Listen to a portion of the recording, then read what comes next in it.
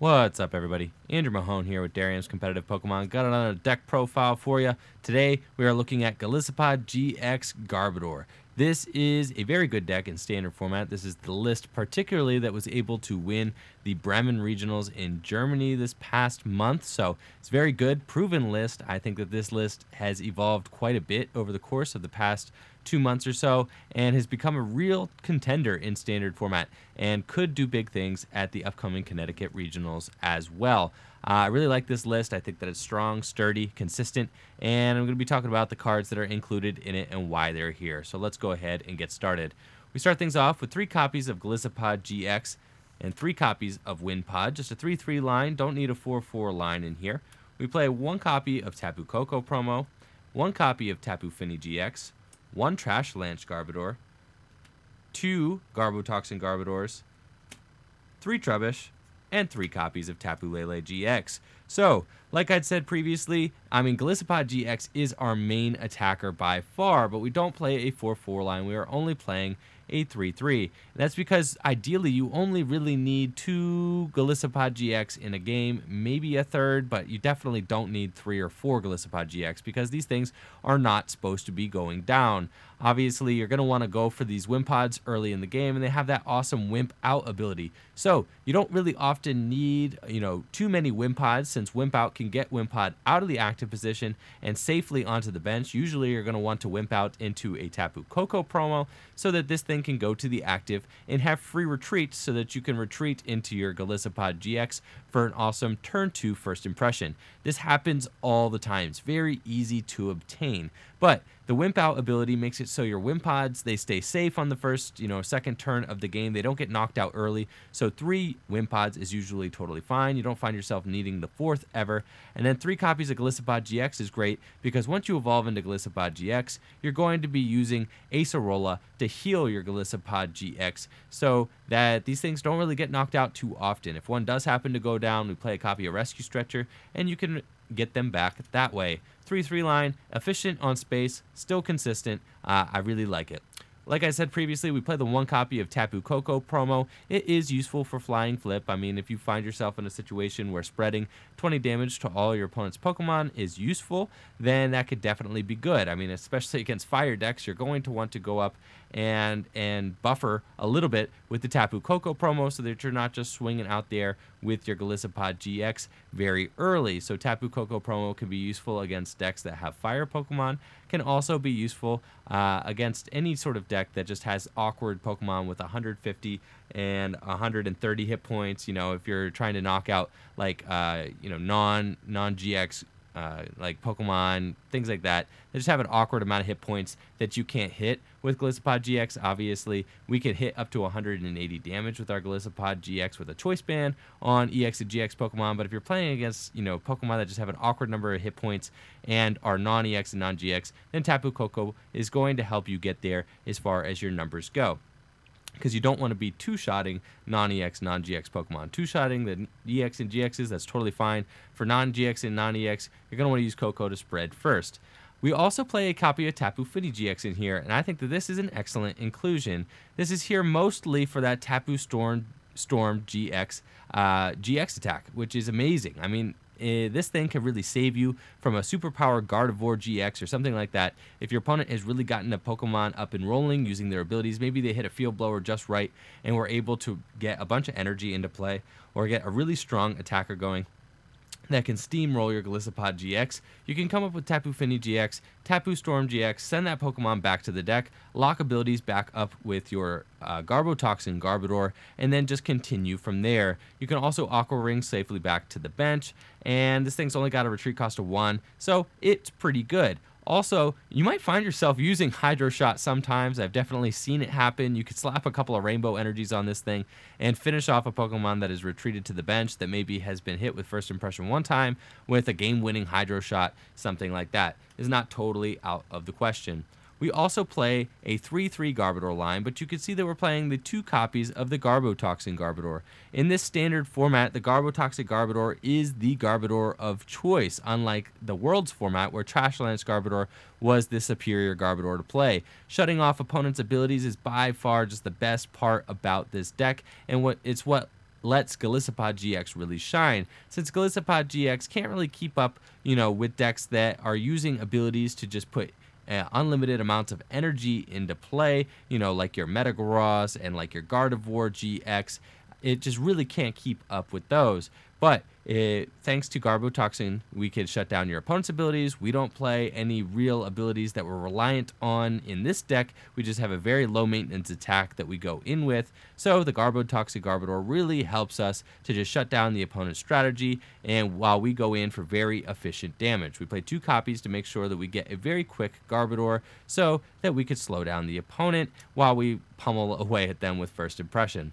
We do also play 1 copy of Trashlands Garbodor. This thing is a game-finishing card. I really love this copy in here. It's definitely needed. We play some Rainbow Energies, which you're going to see a little bit later. And at the very end of the game, all you have to do is put a Trubbish down on the field somewhere. If you find your Trashlands Garbodor, usually by the very end of the game, the opponents are not really managing their items too well because they have to remove your tools from Garbodor in order to use their abilities, since so many decks in this format rely on abilities. And then at the end of the game, you could come in with Trashlands, maybe Guzma up your opponent's, a Pokemon EX or Pokemon GX, something like that, and just Trashlands for games. So this thing ends a lot of games, is very good. And then 3 copies of Trubbish, obviously just to help us get our Garbodors into play. You don't need 4 copies. 3 works just fine. We also play 3 copies of Tapu Lele GX. Tapu Lele GX obviously is amazing in here for that Wonder Tag ability, being able to search out and select any, supporter card that you need from the deck for the specific turn that you're about to play, but it could be used in a lot of different fancy ways as well. Sometimes you might find yourself using Sycamore on the second turn of the game, and you might get your Garbodor with a Float Stone, but then you don't have a supporter for the next turn, but you do have a Tapu Lele GX in your hand. So a lot of times what you might do is you might Tapu Lele and Wonder Tag preemptively, right? Typically you're not going to want to do this. You're not going to want to use Wonder Tag in order to search out a supporter for the next turn because it could get end away. However, if you're about to ability lock yourself, then you might attach the Float Stone. You might wait to attach the Float Stone to the Garbodor until you Wonder Tag for a Sycamore or an N or something like that, so you're guaranteed to have a draw supporter for next turn, then lock up the abilities and go from there. Once on the bench, Tapu Lele GX is a nice supplemental attacker as well, since we do play double colorless energy and choice band. Energy drive damage output adds up pretty quickly and really jives with the whole 2-hit knockout gist of this deck. So Tapu Lele GX, is not weak to fire, so this is another good thing as well. Kind of helps pad that fire matchup a little bit, even though fire is not a great matchup for this deck. But Energy Drive can really get there as far as damage output. If you happen to not have a Golisopod GX in play or something like that, Tapu Lele definitely helps out in a pinch and helps pad the supporter count in this deck, since there are not a whole lot of draw supporters in this deck. Let's go ahead and move on to the supporters. Speaking of them, we do play 4 copies of Professor Sycamore and 4 copies of N, which is very standard for, standard decks nowadays, but that's it for the draw supporters in our deck.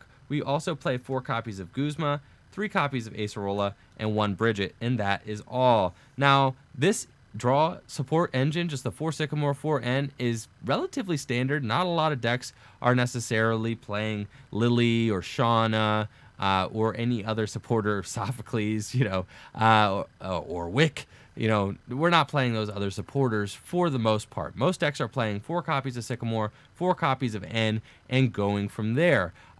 With Tapu Lele to help kind of use Wonder Tag and fish out your supporters throughout the course of the game. But what other decks do have is that other decks have some sort of built-in draw engine by either using Octillery or Rangaroo for that instruct ability to refresh their hands throughout the course of the game, so they don't need to rely on using Sycamore or N every single turn to draw cards. This deck does not have Octillery or Oranguru, since we're using Garbodor to shut off abilities. So there is, there's no other draw support in this deck. So players, in my experience personally, are seeing that sometimes this deck can kind of brick up once you set that once you use your set up your Garbotoxin Garbodor and you put the Flowstone on it or the Choice Band or whatever tool you want, then, this deck can draw awkwardly, especially off of late game ends. If your opponent uses end towards the end of the game, you only have, 1 or 2 prizes left, it could be very difficult to close out games since you've got no way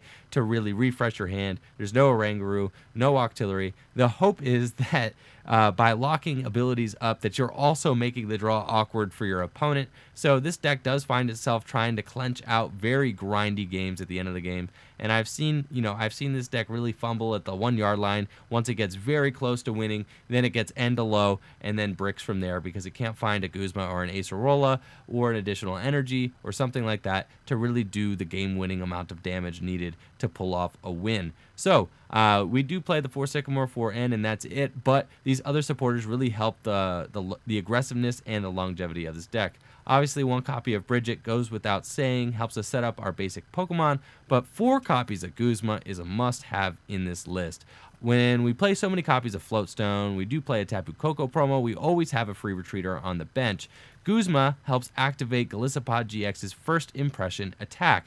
First Impression does more damage if you become the active Pokemon this turn. If we look at First Impression real quick, it does 30 damage plus 90 more if it was on the bench and became active during this turn. So when Golisopod GX is in the active position, you can use Guzma to bring up one of your opponent's bench Pokemon, bring Golisopod GX to the bench, use that free retreat on whoever you promoted to bring Golisopod GX back into the active, and you reinstate Golisopod's requirement for First Impression by bringing it to the active position, and you could pull off a First Impression for 120 damage, which is just excellent. So 4 copies of Guzma is a must-have. Not only increases this deck's aggressiveness by allowing you to aggressively target your opponent's Pokemon on their bench, but also helps restate or reset First Impression. So I really love that.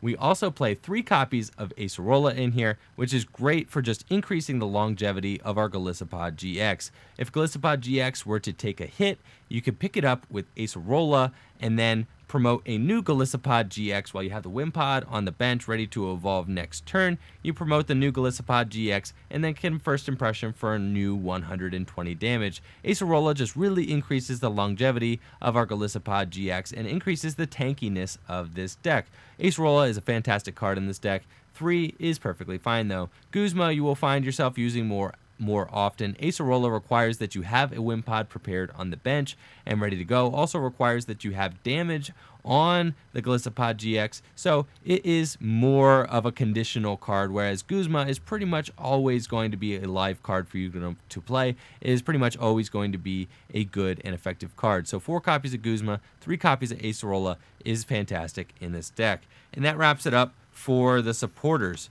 Moving on to the items, we play 4 copies of Ultra Ball, 4 copies of Choice Band. I love all the 4 ofs in this deck. 4 copies of Floatstone, and then 2 copies of Field Blower, 1 copy of Heavy Ball, and 1 copy of Rescue Stretcher. 4 Ultra Ball goes without saying, helps us get our Tapu Lele GX, helps us set up our Golisopods. Absolutely love it. I mean, got to play 4 copies of Ultra Ball in here. 4 copies of Floatstone also is fantastic, because not only does it help us use our Golisopod GX's First Impression attack by, if you have no other way to retreat, you can attach a Floatstone to your Golisopod GX and retreat to a second Golisopod GX at First Impression that way, but it also is the ideal tool to be putting on our ability, our Garbotoxin Garbodors, just because then they do not become Guzma targets, they can't be stalled in the active position. Floatstone is just the best item card for setting up that Garbotoxin Garbodor. But sometimes you might find yourself slapping a Choice Band on a Garbotoxic Garbodor, and that's just fine too, since we do play 4 copies of Guzma to get those Garbodors out of the active position. But Choice Band is here to really increase our damage output with that Golisopod GX. It helps you hit much better numbers. If you're hitting just 120 every turn, you're not going to be knocking out Pokemon like Metagross GX in 2 hits, which you absolutely want to do. You don't want to be 3-hit KOing these Pokemon. You need to be knocking them out in 2 hits, and Choice Band helps us to do that. It just increases the damage output of this deck. Also allows you to hit 180 damage with your GX attack, which is really good. Helps boost Tapu Koko's damage output too if you want to flying flip for 50 and then 20 everywhere. Doing 50 to a Pokemon with Tapu Koko promo can really help your Golisopod knock that Pokemon out on the following turn too, because Golisopod then can come in, do 120 plus 50 is 170. Perfect damage to knock out something like a Tapu Lele. So, Choice Band, really good in here. Also drives, the reverse way. If you do 150 with your Golisopod GX and you spread 20 with Tapu Koko, all of a sudden you're hitting that 170, which is a magic number in the Pokemon trading card game. So, Choice Band, really good for boosting that damage output. Field Blower is good for not only just removing your opponent's Fighting Fury belts, things like that, also removing your opponent's choice bands so they're not as likely to knock you out. I'm looking at you, Garbodor GX, removing removing choice bands from opposing Garbodor GX Pokemon that can threaten to one-hit knockout your Golisopods. Field Blower is really good for those. Also, if you happen to encounter like a pesky Parallel City or something annoying like that, being able to bump stadiums is really good too, since we don't play any stadium cards in this deck. And then finally, just to boost your own Trash Lance Garbodor's damage output, removing your opponent's tools helps put more items into your opponent's discard pile, so you could sweep with the Trash Lance Garbodor late in the game. Heavy Ball is excellent in this list just to boost the consistency of getting your Pokemon out. It's really cool in here since it does search out both your Wimpods and your Golisopods, so it could get either of them to help just get those Pokemon into play. I've used Heavy Ball quite a bit, and I just like that it's just that free grab, getting a Wimpod or a Golisopod GX in a pinch, and is really good in here. Similarly, Rescue Stretcher could be great just to retrieve a Pokemon from the discard pile if you have to do an awkward Sycamore or something like that, since, half the time you're drawing cards, you're going to be using Sycamore to do it. Sometimes you have to Sycamore cards you don't want to. Rescue Stretcher can bring them back to the hand or throw them back into the deck. Also can allow you to play 2 Trash Lance Garbodor decks, cards throughout the course of the game, which is really good since you could attack with Trash Lance, get it knocked out, and then you could bring up another Trash Lance Garbodor later in the game to take more prizes. Maybe if your opponent is playing a very item-heavy deck, you can also help just set up Garbodor again. If your opponent happens to knock out your Garbotoxin Garbodor, Rescue Stretcher helps get those back into play, which is essential to this deck's function, just keeping your opponent locked up as much as possible. To finish things off, we do play 3 copies of Grass Energy, 4 copies of Rainbow Energy, and 4 copies of Double Colorless Energy. Grass Energy are nice since you can attach them to your Golisopod GX without doing damage to it. Against decks like Garbodor GX, really want as minimal amount of damage on your Golisopods as possible so that it is difficult for your opponent to be able to knock them out. We do play 4 copies of Rainbow Energy, 2 though, just so that we can use that Trash Lance Garbodor's attack. We could also use Tapu Finney's attack. In a pinch, we could use even Tapu Cure if we wanted to. And then sometimes, you might actually want to damage your own Golisopod GX so that you could Acerola it up and then fulfill that first impressions requirement of Golisopod GX coming into the active position that turn so that you could do more damage with first impression. Double Colorless Energy is great for attacking with your Tapu Lele GX. Also great for using Armor Press and Crossing Cut GX on Golisopod GX. Really jives well with those 2 attacks, which help you to do damage, significant amounts of damage. Even if you happen to get a Golisopod GX stuck in the active, you can attach a Double Colorless Energy and start smacking away with Armor Press. If you have a choice band, that's 130 damage, and then increasing your own tankiness by 20 is really good too. So Double Colorless is good for that. Also great for attacking with Tapu Koko promo. Double Colorless, just a fantastic addition to this deck. And that's it for Golisopod GX. I think this deck is really good. It's got a lot of promise. This list is proven. So let me know what you all think of Golisopod GX in the comments below. Do you like the deck? Do you not like the deck? Let me know what you think. Like the video, subscribe to the channel. Peace.